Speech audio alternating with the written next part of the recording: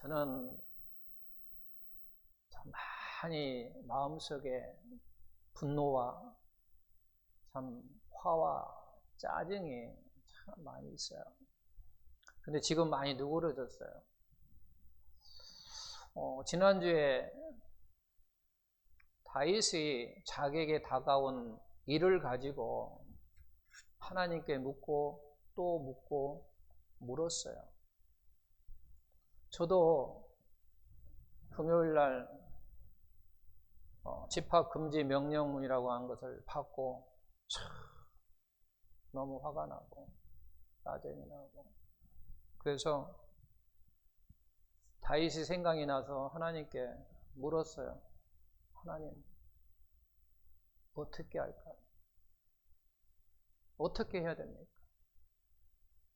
막 제 마음은 막 짜증을 하나니까 막 좋지 않는 생각들이 막 나는 거예요.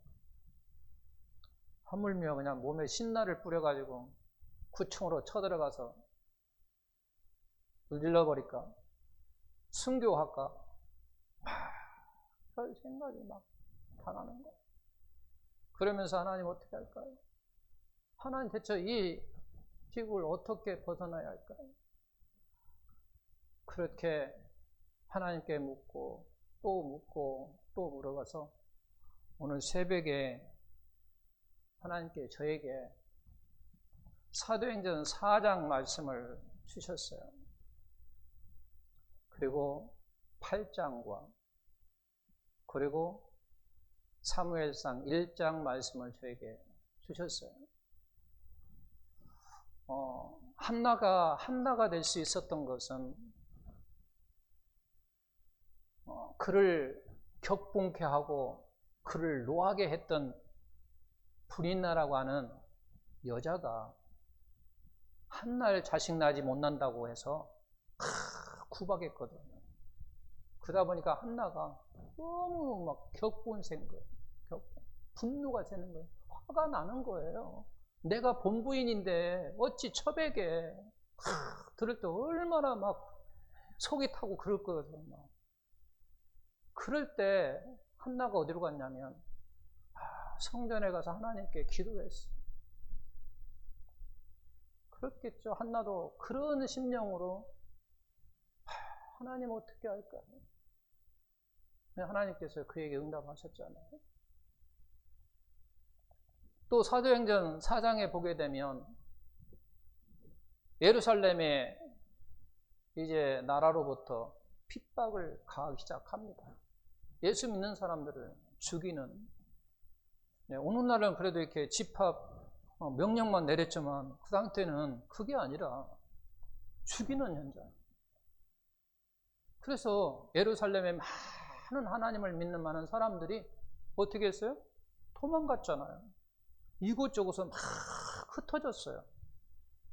근데 그 흩어진 것이 결국은 나라의 압박으로 인해서, 핍박으로 인해서 흩어졌지만 하나님은 그것 가지고 역사하셨어요. 어떻게? 그곳에서 복음이 전파되는 역사로 바꾸셨단 말이에요. 그래요. 그러면서 저도 그렇게 위로를 하시는 거예요. 지금 이 상황이 세계를 떠나서 우리나라를 보게 되면 배 목사 가정 예배 다 죽었잖아. 구역 예배 다 죽었잖아. 기도 소리 다 죽었잖아.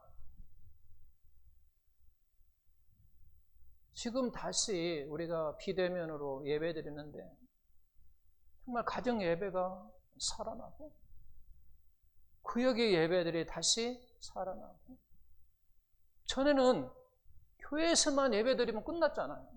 거의 그랬잖아요. 지금 그래 오고 있어요. 거의 그렇게 됐어요. 근데 오히려 이런 기회를 통해서 배 목사 가정 예배가 다시 활성되어진다면 곳곳마다 나를 찬양하고 곳곳마다 나를 위해서 기도하고, 그러면 얼마나 좋을까? 그런 생각이 저에게 스치고 지나갔어요. 하나님, 이 시국을 어떻게 할까요? 라고 하나님께 묻고 물었는데 저에게 말씀을, 사도행전 4장 말씀을 싹 보여주고 8장 빌립이 해가지고 그곳에 가서 말씀을 전하니까 복음의 역사가 일어났고, 한나가 한나 그냥 된 게 아니야. 그를 그렇게 기도하게 만들었던 건 뭐냐면, 결국은 그 분인나라고 하는 여인이 그를 막 짜증나게, 화나게, 원통하게 막 만들어 놓으니까 그 하소연할 곳이 없어서 어딜 갔냐면 성전에 가서 하나님의 무릎 꿇고 기도했더니 하나님께서 그에게 최고의 선지자 사무엘이라고 하는 아들을 그에게 주셨다. 그러면서 저에게 위로를 하시는 거예요.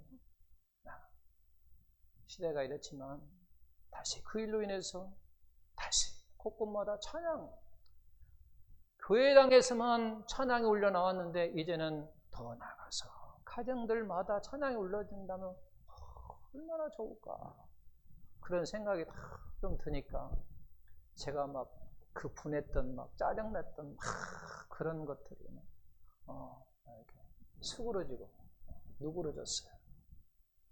그렇다. 이걸 통해서 우리가 지금은 보지 못할 수 있지만 어느 정도 지나고 나면 이렇게 한 하나님의 역사가 우리 눈에게 아마 또 보여질 것이라고 하는 거죠. 그렇잖아요. 처음에 사도행전 4장 때는요, 그때 그들이 그것일 줄 알았나요? 그렇지 못했다라고 하는 거죠. 근데 시간이 많이 흐르고 나니까 그렇게 하나님이 역사하셔서 그곳마다 복음의 역사가 일어나는 현장이 되어지고, 그러면서 그게 기초가 돼서 복음이 막 전하기 시작됐잖아요. 오늘 이 시대에 이와 같은 것이 하나님이 어떻게 또 역사의 현장으로 바꾸실지, 이제 그 분하고 막 짜증냈던 막 그 마음이 이제 사라지고, 하나님이 또 어떻게 이제 역사하실까, 이런 어떤 것을 통해서 어떻게 믿음의 사람들에게 또 보여질까, 이제 조금이나마 원통 막 그랬던 마음이 이제 기대하는 마음으로 이렇게 좀 많이 바뀌어졌어요, 제 마음이. 그래서 참 편안해요.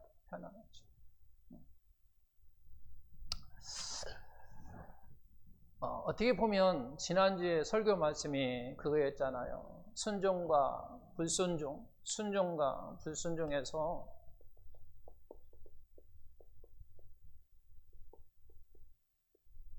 순종의 모델이 다윗이잖아요.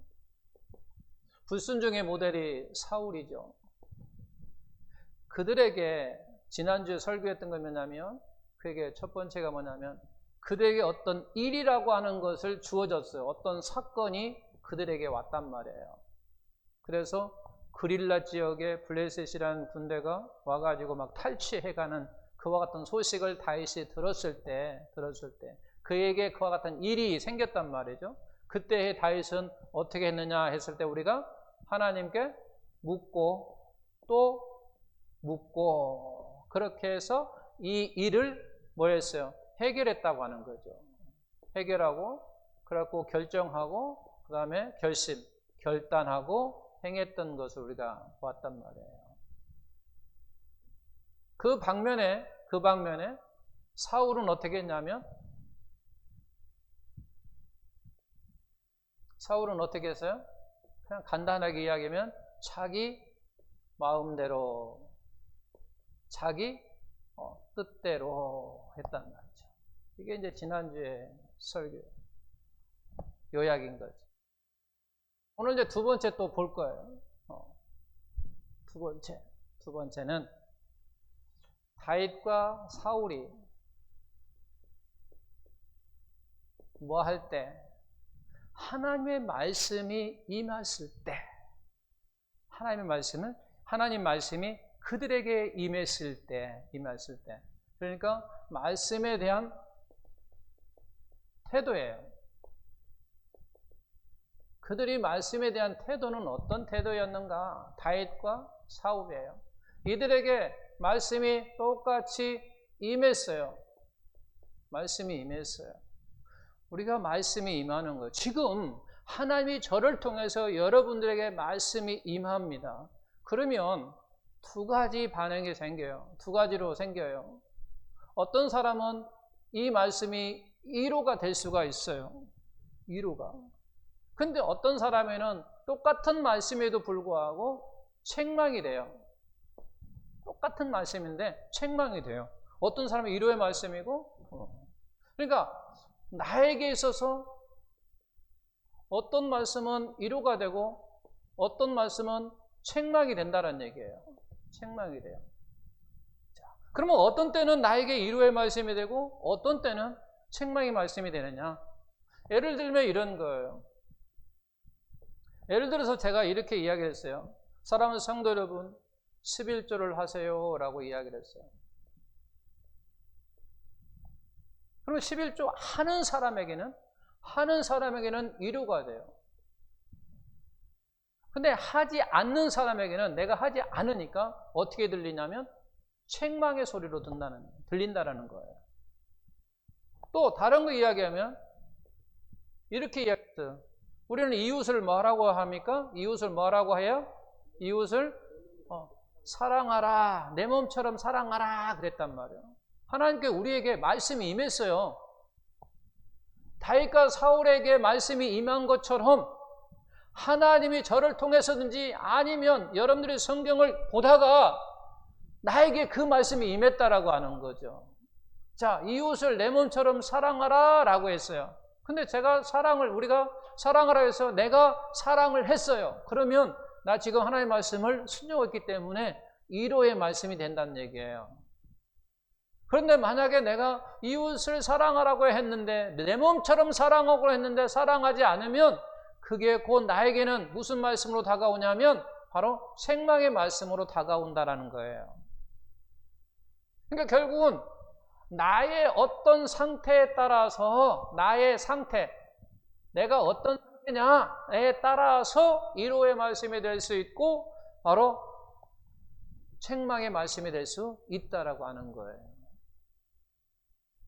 그래서 결국은 이러한 말씀에 따라서 나의 상태를 드러내게 하신다라고 하는 거예요.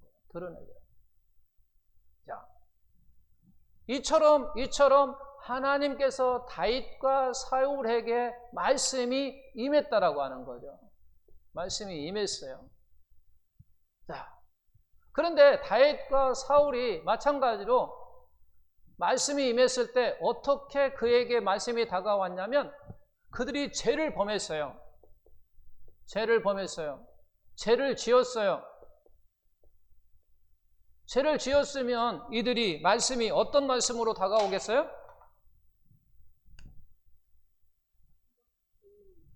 책망의 말씀으로 다가온다는 얘기죠. 왜? 여기에서 마찬가지로 11조 하세요 라고 했는데 하는 사람에게 위로의 말씀이고 안 하는 사람, 불순종한 사람은 책망의 말씀으로 들리는 것처럼, 그리고 마찬가지 이웃을 내 몸처럼 사랑하세요 라고 하나님께 우리에게 말씀을 주셨는데 내가 사랑하면 순종하면 바로 위로의 말씀이고 너 잘하고 있다. 그래 잘하고 있다. 만약에 근데 이웃을 내 몸처럼 사랑하지 않으면 너 왜 그렇게 하고 있지 않아? 라고 하는 책망의 소리란 말이야. 그런데 지금 현재 다윗과 사울이 죄를 범한 상태란 말이야. 죄를 지은 상태예요. 안 한 상태예요. 불순종한 상태란 말이야. 그럴 때 하나님의 말씀이 그들에게 임했단 말이야. 그들에게 임하니까 어떤 말씀으로 그들에게 다가오냐면 책망으로 다가온다 그 말이야. 왜? 내가 순종하지 않았기 때문에, 내가 지금 안 하고 있기 때문에, 내가 잘못하고 있기 때문에, 죄를 지었기 때문에 바로 나에게 다가오는 말씀은 바로 책망으로 말씀이 나에게 다가온다라고 하는 거예요. 그때 다윗은, 사울은 어땠느냐는 얘기예요. 다윗은 주의 말씀이 임하니 시편 51편 4절에 보게 되면 주의 말씀이 그에게 임했어요. 그러니까 뭐라고 하냐면 주의 그 말씀이 의로우다 그랬어요. 의롭다라고 이야기하는 거죠. 의로우시다 라고 이야기를 하는 거예요. 이게 무슨 얘기예요? 지금 하나님께 내가 죄를 지었는데 너 죄 졌어 라고 할 때 그래 의롭다라고 하는 얘기는 의로우시다라는 얘기는 결국 그 말씀에 뭐 하는 거예요? 인정하는 거예요. 시인하는 거예요. 시인하는 거. 당신 말씀이 맞습니다. 하나님이 나를 지금 하는 말씀이 맞다라고 인정을 하는 거예요. 맞다. 인정하는 거예요. 시인하는 거예요. 곧 인정하는 것이 무슨 얘기냐면 회개한다는 말로 바꿔서 이야기할 수 있는 거예요. 그러니까 다윗은 하나님의 말씀이 임했을 때에 생망으로 들리는 그 순간에 다윗은 바로 인정하고 회개했다고 말해요. 회개했어요. 다윗은 뭐 했다? 회개했다라는 얘기예요. 회개했어. 인정했다 그 말이에요. 하나님이 나에게 지적을 했을 때 인정했다라고 하는 거예요. 그런데 그 반면에 사울은 뭐 했냐면 변명했어요. 변명. 내가 그런 게 아니라 백성들 때문에 백성들이 그렇게 했지 내가 한 게 아니라 이렇게 변명했다라고 하는 거예요. 변명. 이렇게 순종과 불순종의 다윗과 사울이 차이가 난다라고 하는 거죠. 그에게 말씀을 임했을 때 마찬가지예요. 다윗과 사울에게 말씀이 임했을 때 하나님의 말씀이 나에게 임했을 때 이로냐 책망이냐 이루어질 때는 더 힘있게 우리가 하면 됩니다. 근데 나에게 책망의 말씀이 다가올 때 다윗처럼 인정하고 시인하고 회개하는 저와 우리 성도님 삶이 되기를 예수님의 이름으로 축원합니다. 근데 세 번째는 그들에게 하나님께 대한 제사에 대한 태도예요. 제사, 오늘날 예배예요. 예배를 어떻게 드렸느냐는 얘기예요. 예배를 어떻게 드렸느냐. 아까 아라우라고 하는 그 타작마당에서 다윗 왕 제사를 하나님께 드리려고 합니다. 거기 23절부터 기록되어 있는데 24절, 25절 기록되어 있는데 그 앞에 22절, 23절 보게 되면 간단하게 이야기하면 이런 얘기예요. 아라우라고 하는 사람이 다윗 왕에게 뭐라고 이야기하냐면 여기에 그 자기가 가지고 있는 것을 이야기하는 거예요. 아라우라고 하는 사람이 자기에게 소도 있고 땔감도 있고 그 다음에 제사 지낼 수 있는 그와 같은 기구도 있고 다 있다는 얘기예요. 다 있으니까 왕이시여 당신이 좋을 대로 다 가져가셔서 제사를 드리십시오. 이렇게 이야기를 하는 거야. 다 가져서 당신 좋을 대로 당신이 원하는 대로 다 가지고 가셔서 하나님께 제사를 드리십시오. 라고 그렇게 요구를 했어요. 요구를 하니까 24절, 25절이 바로 다윗이 하는 얘기예요. 다윗이. 뭐라고 이야기하는가 우리 다 볼까요? 아라울에게 이르되, 그러니까 아라울에게 이르되 하는 얘기는 앞에 22절과 23절이 당신 좋을 대로 다 가지고 가셔서 하나님께 제사를 드리십시오 라고 이야기를 하니까 다윗 왕이 아라우에게 이제 말을 하는 거예요. 자, 그러면서 아라우에게 이르되 같이 그렇지 아니하다. 내가 값을 주고 내게서 살리라. 값 없이는 내 하나님 여호와께 번제를 드리지 아니하리라 라고 이야기하는 거예요. 너는 나에게 공짜로 다 가지고 가서 하나님께 예배 드리려고 하지만 나는 그럴 수 없다라고 이야기하는 거. 다 값을 뭐 하겠다? 지불하겠다라고 하는 거예요. 지불하겠다. 다 주겠다. 그래서 성경책 쭉 보게 되면 은 50세겔을 줘요. 값을 다 치른다는 거예요. 다 가격을 다 값을 줍니다. 다윗은 바로 뭘 알았냐면 바로 제사의 본질을 알았어요. 제사는 본래 의미가 뭐냐면 희생이잖아요. 제사는 희생이에요. 희생. 반드시 희생에 뭐가 있어야 됩니까? 재물이 있어야 돼요. 재물 없는 제사는 제사가 아니에요. 구약에서는요, 이 희생의 재물을 짐승이 없이 그냥 드릴 수 있는 게 아니에요. 그러니까 결국 제사라고 하는 이 안에는 희생이라고 하는 것이 본질로 포함되어 있는 거예요. 이렇게 제사하면 희생의 제사예요. 왜? 희생의 제물이 없어서는 제사가 아니거든요. 그러니까 반드시 제물이 있어야 된다는 얘기예요. 제물이. 그 제물이 희생이 돼야만이 제사가 된다는 얘기예요. 그러니까 그냥 제사 드린다고 하는 얘기는 반드시 그 안에 희생이라고 하는 것이 포함되어 있는 거예요. 그래서 희생의 제사예요. 희생의 제사가 되는 거예요. 이것을 다윗은 아는 거예요. 그래서 나는 제사 드리는데 그냥 드릴 수 없다라고 하는 얘기예요. 반드시 내가 희생이 필요하다라고 하는 거죠. 제사에는 희생. 오늘날 예배는 뭐가 필요하다는 얘기예요. 결국은 뭐가 필요하다? 희생이라고 하는 거예요. 저나 여러분에게 반드시 이 희생으로 말미암아 예배할 때 하나님께서 받으신다라고 하는 거예요. 희생 없이 예배를 받으시지 않는다는 얘기예요.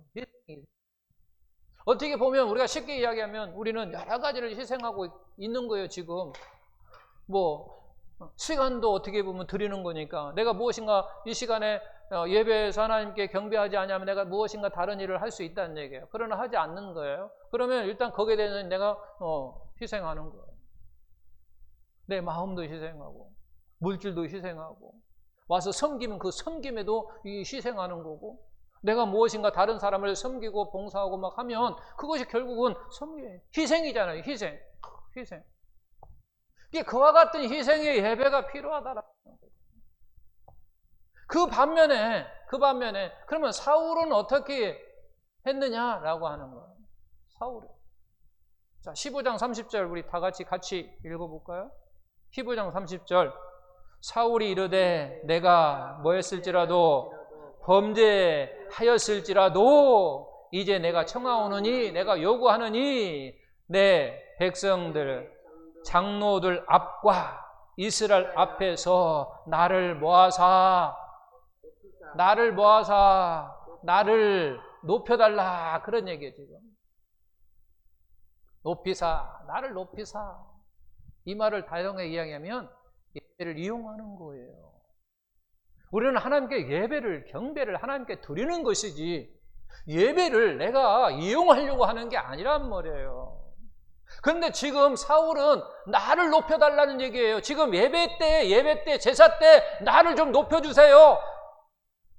백성들 장로들 앞에와 이스라엘 앞에와 많은 사람들 앞에 백성들 앞에 나를 좀 예배 시간에 나를 좀 드러나게 해주세요. 나를 높여주세요. 그런 얘기란 얘기예요. 지금 사울은 그랬단 말이에요. 다윗은 희생 없이는 하나님께 나는 제사를 지르지 않겠다고 한 다윗과는 전혀 반대로 그 예배를 지금 뭐라고 이야기하냐면 나를 높여달라고 이야기하는 거잖아요. 오늘날 교회를 많이 이용하는 거라고 똑같은 거예요. 교회를 이용하는 놈들은 다 예배를 이용하는 놈과 똑같아요. 제사를 이용하는 놈과 똑같은 놈들이에요. 그런 놈들이 얼마나 많습니까? 그 가운데 저는 제일 많은 놈들 가운데 중에 정치꾼들이 첫 번째라고 저는 생각하는 거예요. 교회를 이용해 먹는 놈들. 투표 때만 되면 와가지고 굽실하고 한 표 달라고 애월복고를 하는 놈들이 나중에는 정말로 이런 때를 예비한 사람이 아닐까 생각해야 되는 이 때를 예비함이 아닐까라고 말하는 것처럼 그렇게 해야 되는데 입 아무것도 뻥끗 안 하고 있어요. 교회만 등록하고 있고 자기 할 일은 안 하고 똑같은 거예요. 사울이라는 왕하고 나는 그런 놈하고 똑같다고 보는 거예요. 예배를 이용하는 사람, 교회를 이용하는 놈들 똑같은 놈들. 사울과 같은 놈.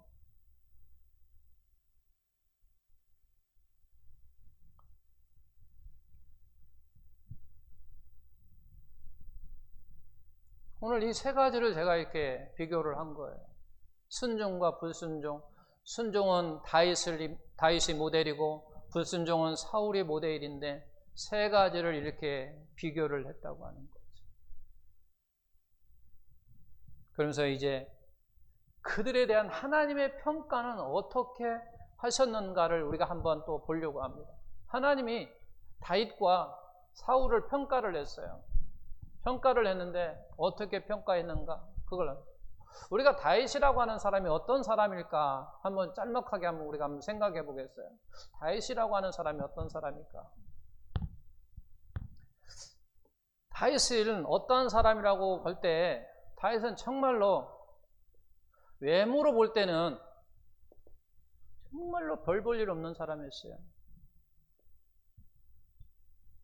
정말로 별 볼 일 없는 사람. 누가? 정말 별 볼 일 없는 다윗이었었어요. 다윗은요. 아마 오늘날 다윗이 태어났으면요, 물론 하나님의 역사가 있으니까 뭐 오늘날에도 그렇게 하시겠지만 아마 자살했을 거예요. 그 정도로 외모로 보이는 그와 같은 모습 속에는 정말로 별 볼 일은 없었어요. 팔남매 가운데 막둥이였었어요. 다윗이 제일 막둥이였었어요.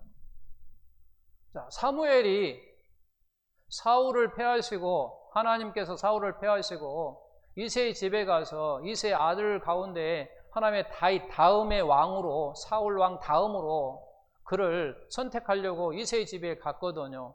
근데 이새의 아버지가 다윗 빼고요. 다윗 나머지 7형제만 데려왔어요. 그 가운데 누구를 선택받기를 원하면서. 그래서 첫 번째를 딱 봤을 때요, 사무엘이 놀래버렸다잖아요. 얼마나 잘생겼는지 그냥 뿅 가버렸어요. 그냥 한 마리로 뿅 가버렸어요. 이야, 정말 하나님이 위대하시고 대단해요. 그럼 그렇게 찬양해요. 하나님이 정말 대단하시다, 위대하시다. 왜? 이새의 첫째 아들을 보니까 너무너무 잘생겼고 외형적으로, 그러니까 야, 역시 하나님이야 그랬단 말이야. 근데 하나님이 그거 아니야 그러잖아요. 그거 아니다. 끝난 얘기야. 그때 다윗은 뭐하고 있느냐? 종사들이 하는, 머슴들이, 종들이, 노예들이 하는 가서 양치기를 했어요. 양치기들은, 그 당시 양치기는 누가 하냐면요, 그 집에서요 종이나 노예들이 하는 일이었었어요. 일, 그 담당이 종들이었어요. 그러니까 종들이 하는, 노예들이 하는 그 일을 다윗이 하고 있었다라고 하는 거죠. 그런 얘기는 결국 무슨 얘기냐면, 아버지로부터 얘는 그랬어요. 인정받지 못했어요. 너는 막 가서 양이나 쳐. 그런 거죠. 너는 양이나 쳐. 너는 여기에서 올 자격도 없어. 어떻게 보면 가서 밖에 가서 양이나 쳐. 노예들하고 어울려서. 얼마나 억울했을까요? 형제들 가운데 소외당한 거잖아요. 소외당한 거잖아요. 소외당했어요. 그 다음에 나중에는 형들한테 갑니다. 아버지가 시켜요. 야, 형들이 군대에 가서 잘 있는가 가봐라 라고 하니까 형들도 그래요. 동생을 무시합니다. 인정하지 않아요. 너는 이곳에 안 돼. 너는 이곳에 올 나이가 아니라는 얘기죠. 너는 이곳에 있어서는 안 되는 사람이야 라고 무시한단 말이에요. 인정하지 않는다라고 하는 거예요. 그러니까 이렇게 외형모로 보면, 외형적인 외모로 보면 정말로 그는 별 볼 일 없었다라고 하는 거죠. 그 이외에도 뭐 계속 나오면은 정말, 그럼에도 불구하고 그 외모는 그랬을지언정 그의 중심에는 아무도 볼 수 없었던, 오직 하나님만이 볼 수 있었던 그의 중심이 뭔가가 있었다라고 하는 거죠. 그 중심에 아버지도 그걸 볼 수 없었고 그의 형제들도 그의 볼 수 없었던 그 무엇인가가 그의 중심에 있었는데, 그 중심이 뭐냐면 사무엘상 16장에 나옵니다. 16장에 그의 중심이 있다라고 이야기를 합니다. 그런데 17장이 됐어요. 17장이 됐다라고 하는 것은 시간이 흘렀다는 얘기예요. 우리 중심에 있는 것은 반드시 시간이 흐르면 반드시 드러나게 되어 있어요. 시간과 어떤 사건이 딱 되면 내 마음 중심에 있는 것이 드러나게 돼 있어요. 내 마음속에 있는 것이. 아마 여러분도 이런 시국에 딱 봤을 때 막 짜증나고 그런 것들이 난다고 하면 여러분 중심에 결국 무슨 얘기냐면 하나님을 사랑하는 마음이에요. 하나님을 사랑하는 마음에서 나오는 거예요. 울분이 나오는 거예요. 모이기를 못하고 모여서 하나님께 찬양하고 싶은데 하나님께 예배하고 경배하고 싶은데 그것을 금하게 하니까 막 내 안에서 막 울분이 막 떠난 거예요. 결국은 왜 그 울분이 생기느냐? 하나님을 사랑하는 마음에서 생기는 거예요. 하나님을 사랑하는 마음이 없으면요, 누가 하든지 말든지 금지를 하든지 말든지 아무 생각 없는 거예요. 사실은. 그리고 오히려 모이는 거 보면은 막 비난하고 비방하고 알지 못하면서 그러는 거예요. 어떤 사람은 예배가 생명처럼 여기는 가장 삶 가운데 가장 차고는 가장 중요한 거라고 여기는 사람이 있는 반면에 하나님을 모르는 사람은 그걸 모르는 거죠. 이해가 안 되는 거예요. 이해가 안 되는 거예요. 왜 모이느냐 자꾸 이렇게 하고 비난만 하고 말이야. 그렇게 해서 엄한 소리만 하는 것이지. 그런다는 얘기예요. 그런 사람들은요, 생명과 여기는 사람 막 속에서 막 울분이 생기는 거예요. 왜 자유가 있는데, 종교의 자유가 있는데 왜 금지하냐고 하면서 막 한다는 얘기예요. 그런데 이게 결국은 시간이 흘렀어요. 17장. 사건은 무슨 사건이 됐느냐? 딱 와서 보니까 군대 그 싸움 전쟁터에 와서 보니까 골리앗이라고 하는 사람이 나와가지고 막 하나님을 막 우리가 잘 아는 것처럼 막 나오는 거예요. 그러니까 그냥 그 소리를 듣고 막 그냥 다윗이 그냥 화가 팍 나는 거예요. 울분이 생긴 거예요. 의분이 생긴다. 울분이 생기고 의분이 생기고 막 화가 나고 어찌 감히 저런 자식이 말이야 우리 하나님을 모욕하다니 막 화가 막 머리 끝까지 막 뚜껑 열려버리는 거예요. 지금이라도 당장 나가가지고 그냥 한 대 그냥 하고 싶은 그 마음에 막 간절한 거죠. 그 마음속에 있는 거. 결국은 그가 마음속에 중심에 있었던 것이 바로 뭐냐면 울분, 하나님을 너무너무 막 사랑하니까 그러는 거예요. 어떤 사람이 지나가는데 내 아버지를 막 욕하면요, 우리 가만히 있으면요, 그 자식 아니에요. 그러잖아요. 어떻게 자기 아버지를 욕하는데 아무 느낌도 없이 가만히 있는다라고 하는 거요. 그건 자기 아버지 아니에요. 사랑하는 마음, 하나님을 사랑하는 그의 중심에 뭐가 있었냐? 하나님을 사랑하는 마음이 워낙 크다 보니까 막 생기는 거예요. 자, 그러면서 그런 삶들을 살았다는 얘기예요. 그러면서 이제 그렇게 살았던 다윗을 하나님께서 우리 다 같이 사도행전 한번 읽어보겠습니다. 사도행전 13장 36절에 뭐라고 나옵니까? 다윗은 당시에 하나님의 뜻을 따라 섬기다가 잠들어. 하나님의 평가예요. 하나님의 평가. 다윗은 어떤 사람이었는가라고 하나님께서 평가하는데 그렇게 이야기하는 거예요. 하나님의 뜻을 섬기다가 죽은 사람이랍니다. 하나님의 뜻을 섬기다가. 이게 결국 무슨 다른 말로 얘기하면 순종하다 그런 얘기예요. 하나님의 뜻을 따라 섬기다가 라고 했으니까 순종하다가 뭐 한 사람? 죽은 사람. 누가? 다윗이 그랬다는 얘기예요. 다윗이. 순종을 가슴에 품고 산 사람이라고 말할 수 있는 거예요. 그는 마음속에 뭐만 있었냐면 하나님의 말씀을 가슴에 품고 살았다고 하는 거죠. 품고 살았어요. 요한복음에 보면 이렇게 이야기했어요. 네가 진정 하나님을 사랑한다고 한다면 순종하는 자니, 순종하는 자니, 순종하는 자가 하나님을 사랑하는 자니 이렇게 말씀하고 있어요. 순종하는 자가 하나님의 말씀을 지키는 자가 행하는 자가 하나님을 사랑한다라고 그렇게 요한복음에서는 말씀하고 있거든요.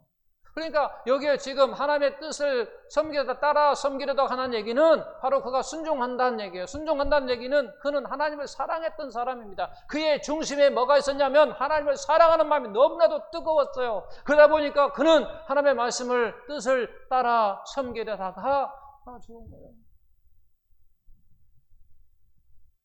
하나님의 뜻을 따라 살다가 돌아가신 분이에요.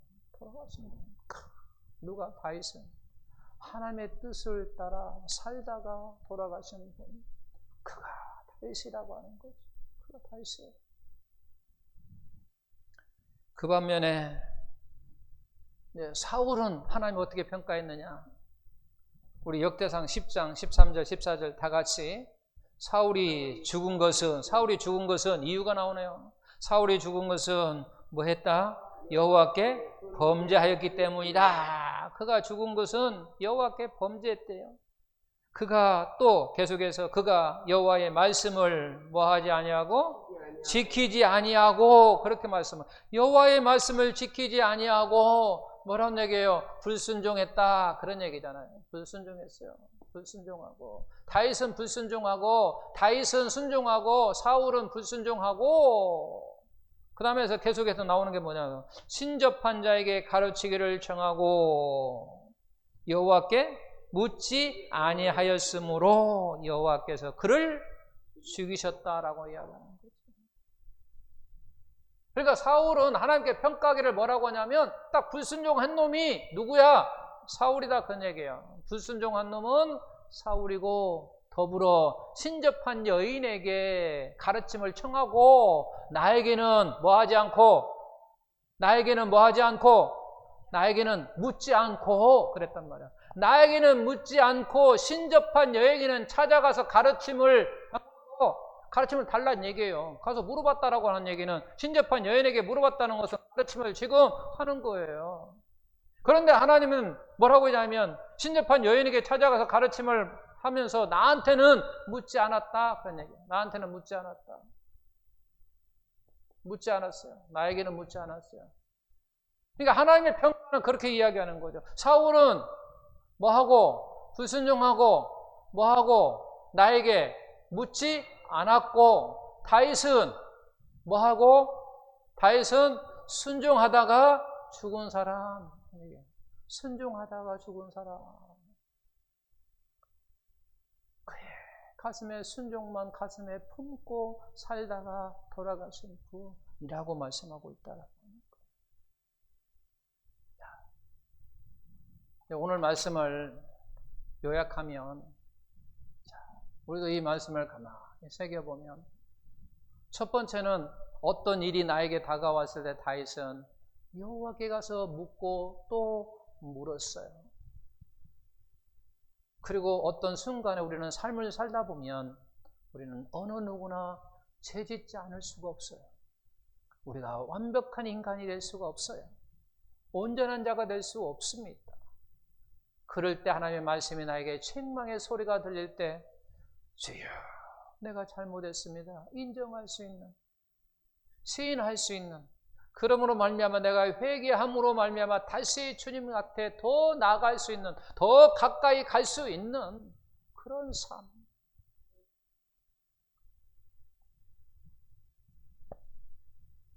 그리고 예배는 늘 우리가 희생이 따른다라고 하는 것을 우리가 생각하고 우리의 마지막 때는 정말 다윗처럼 그가 순종을 가슴에 품고 순종하다가 말씀을 지키다가 정말 지키려다가 지키지 못했으면 막 하려고 지키려고 몸부림치다가 죽은 사람.